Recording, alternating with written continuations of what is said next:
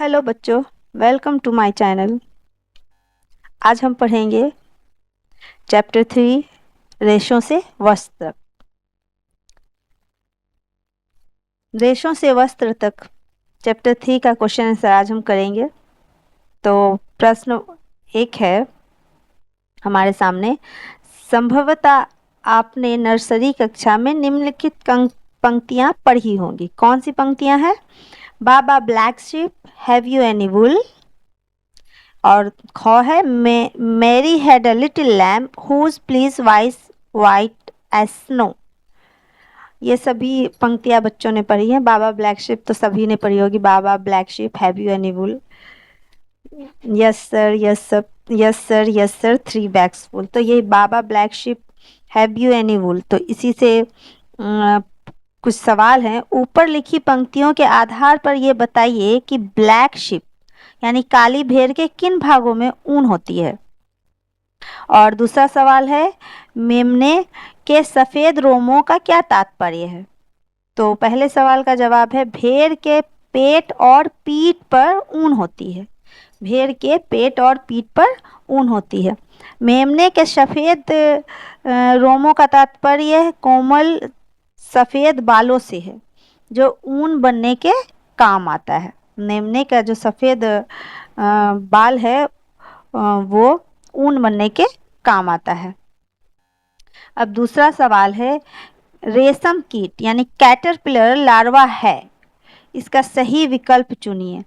विकल्प है क में केवल अ, केवल ब, केवल आ और ब, घ में न अ और ना ब।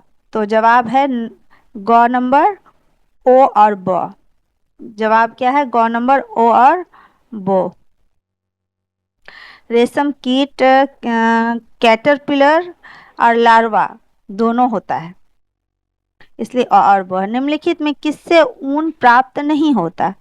तो देखिए किससे ऊन प्राप्त नहीं होता है। याक है, याक है, ऊंट है, बकरी है, घने बालों वाला कुत्ता। तो जवाब होगा घने बालों वाला कुत्ता, इससे ऊन हमें प्राप्त नहीं होता। निम्नलिखित शब्दों का क्या अर्थ है? पालन, ऊन कटाई, रेशम कीट पालन। तो पालन का अर्थ है किसी जंतु को व्यावसायिक तरीके से पालना, उस जंतु का पालन कहलाता है। अब ऊन कटाई, ऊन कटाई भेड़ों के शरीर से ऊन प्राप्त करने के लिए भेड़ के रोमों को उसकी पतली खाल सहित अलग करना ऊन काटना कहलाता है। यानी भेड़ का जो रूम उसको छीलता है, छील के पतला खाल के साथ उसको अलग कर देता है, वही उसको ऊन काटना कहलाएगा। अब तीसरा है रेशम कीट पालन। रेशम बनाने के लिए रेशम के कीटों का पालन सेरीकल्चर या रेशम कीट पालन कहलाता है। रेशम उत्पादन का आशय बड़ी मात्रा में रेशम प्राप्त करने के लिए रेशम उत्पादक जीवों का पालन करना होता है।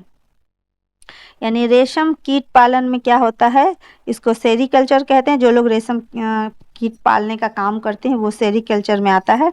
और रेशम उत्पादन का आशय है कि रेशम प्राप्त करने के लिए ऐसे जीवों का पालन, जिससे रेशम मिलता है, वैसे जीवों को पालना। 5 है ऊन के संसाधन के लिए विभिन्न चरणों के क्रम में कुछ चरण नीचे दिए गए हैं। शेष चरणों को उनके सही क्रम में अब यहाँ 3 जगह खाली है। ऊन कटाई, पहले ऊन कटाई के बाद ये अभिमार्जन यहाँ हो जाएगा, फिर छटाई होगा, तब फिर रीलिंग होगा और फिर रंगाई होगा। ये सारे खाली जगह पे वो भरा चला जाएगा। अब 6 नंबर है, रेशम कीट के जीवन चक्र की उन 2 अवस्थाओं के चित्र बनाइए जो प्रत्यक्ष रूप से रेशम के उत्पादन से संबंधित है। तो वो हो जाएगा कोकून और रेशम कीट। उन 2 अवस्था के चित्र बनाइए।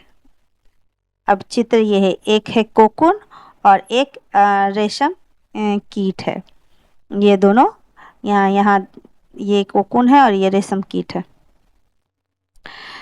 निम्नलिखित में से कौन से 2 शब्द रेशम उत्पादन से संबंधित है? 2 शब्द कौन से हैं जो रेशम उत्पादन से संबंधित है?